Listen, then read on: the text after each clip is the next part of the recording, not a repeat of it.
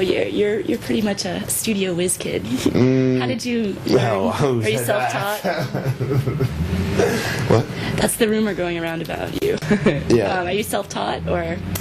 Yeah, I'm self-taught pretty much. Yeah, just got into it. Just was very motivated, and I had no idea what I wanted to do when I left high school. I graduated flying colors, no problem. But at the same time, I was very antsy, and I was very intensely interested in finding something that I wanted to do. And when I did find music, I just went full on for it. And so I basically taught myself, and really it's not too difficult. It's just, I had a good knowledge for computers, and a good knowledge of arranging sound, and it just kind of fell together. But but hard work, that was the main ingredient, really. Just really banging it out and working hard at it was like the main key for me. Just because I spent a lot of time just sitting there and fine-tuning things and learning how to do this and learning how to do that. And my father was a scientist, and so I think one of the things I learned from him was just experiment and experiment and experiment, and just keep on trying. If one thing stinks, just toss it, try it again, try out a different formula, and that's kind of how I've approached it. But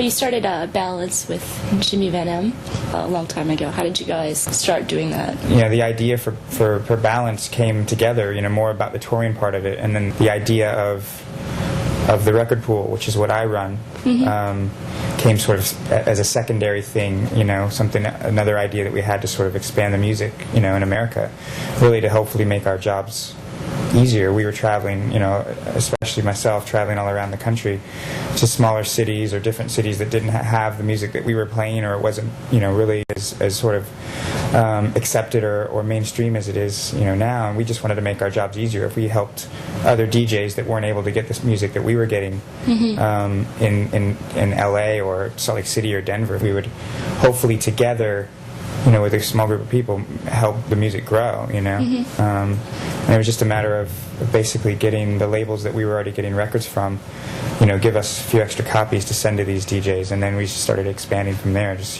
contacting more labels, getting more DJs involved, and just sort of, for the sincere, effort to really help the music grow and really push the sound that we were into. So basically, this is my studio, and I run most of my stuff off of my computer, run through a Pro Tools software program that has a external hardware interface that all of my equipment goes through.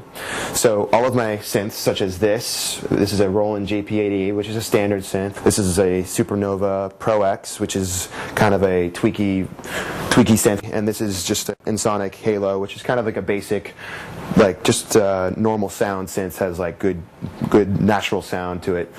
And all of these synths go right through into that box. From there, we just go and we record sound into the computer, and you can just start clipping waveforms, and there's like rhythms, and you can each has their own track.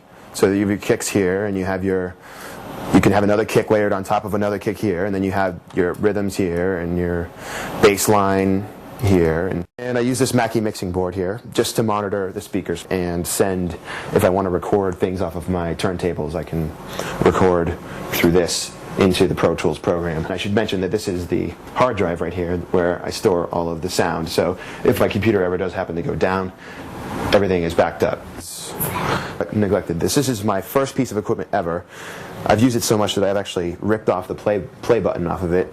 But it's actually called the Roland MC505 Groovebox, and it's the first thing I ever bought, and I made quite a few records just off of this little thing. I was thinking about painting it gold and putting it on my wall, but I'm still going to continue to use it. So, and my view of New York, which is inspirational to look at, I guess.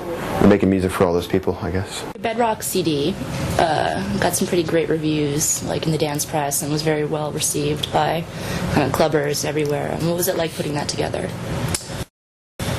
amazing experience, really, because it's on Bedrock and because of the Digweed's reputation. It really helps, and it enables you to really take your time and and do anything you want to do without having to sort of like, oh, I think maybe I should do this because I could do that better. I was able to just take my time and pick the best records I could pick that would flow together, and I was really proud of it and of the final outcome. Really, I'm really happy with it, and I really feel that it's the best mix that I could have done. I couldn't have done anything better myself. That was me at my best.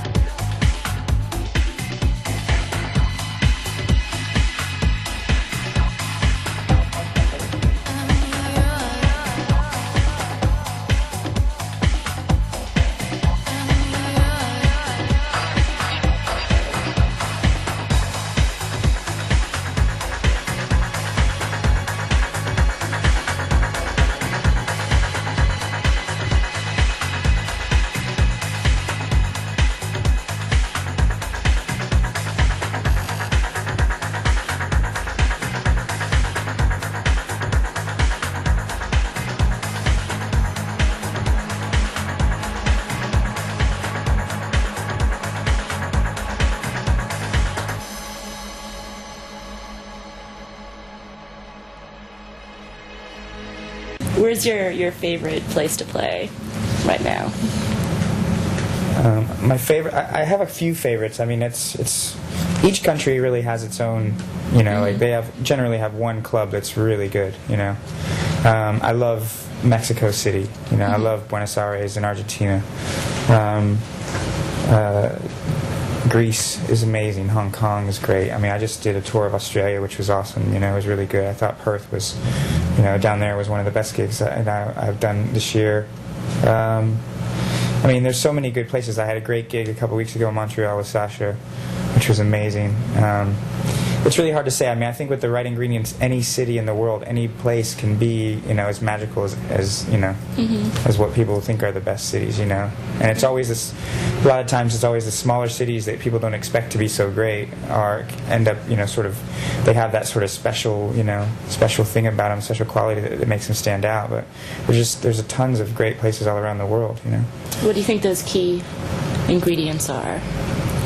I just think it's down to the crowd, really. A lot of that's the most important ingredient. You could be in a dark room with no lights, strobe light, or a guy with flicking a light switch or something on the wall, and and if the crowd's really into it or up for it, and then it makes all the difference. Than having this playing some $1 million super club with all the new gadgets, and the crowd's just kind of standing around, looking at who's in the club, and trying to be cool. I mean, it's all down to the people that come in the club and the crowd that comes there. And if they come to have a good time and party, obviously you can feel that as a DJ, and you can get that sort of reciprocation going on, and then you can makes it easier for you to do your job.